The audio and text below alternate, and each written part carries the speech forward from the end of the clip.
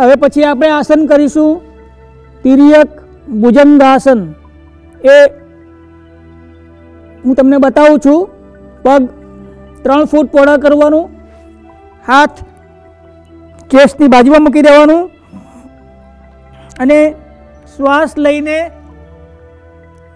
Upper body ઉઠાવવાનું, ઉપર જોવાનું, હાથને કમર પાસે લાવવાનું, હાથ સીધા અને ડાબી બાજુ ટ્વિસ્ટ કરવાનું, બંને એડી જોવાનું। પછી સામે આવી જવાનું, જમણી બાજુ જોવાનું, બંને એડી જોવાનું, સામે આવી જવાનું, left centre to right centre, ડાબી બાજુ વચ્ચે, જમણી બાજુ વચ્ચે। હવે સેન્ટરમાંથી in out, in out, in out, in out. કમરના અને પેટના સ્નાયુઓ ખેંચાશે, હાથ બેન્ડ કરવાનો નથી અને આખું શરીર લેફ્ટ રાઈટ 3 વખત ટ્વિસ્ટ કરવાનું, પછી રિલેક્સ કરવાનું, થોડો આરામ કરવાનું, બીજો રાઉન્ડ ચાલુ કરવાનું।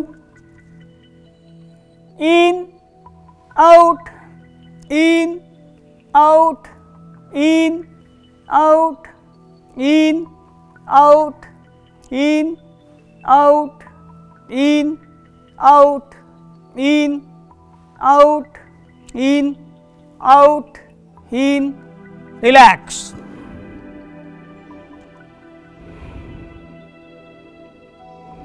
થોડો આરામ કરવાનું।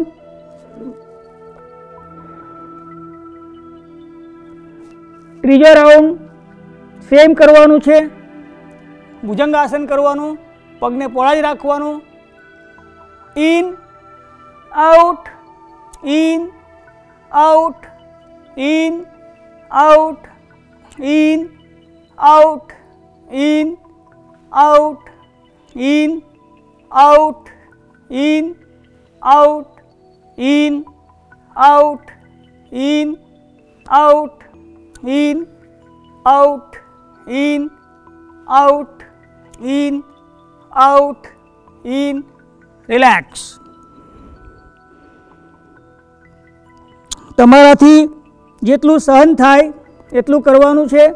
તો થાક લાગે તો સ્ટોપ કરી દેવાનું, પણ શરીર પર જોર જુલમ કરવાનું નથી।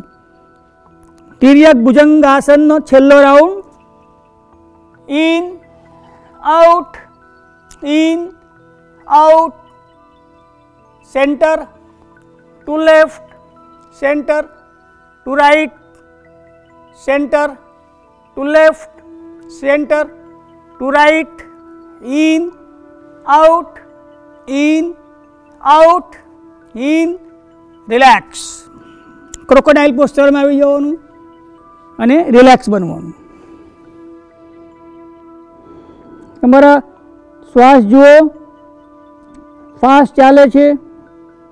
Watch your blood circulation, pain feeling જુઓ।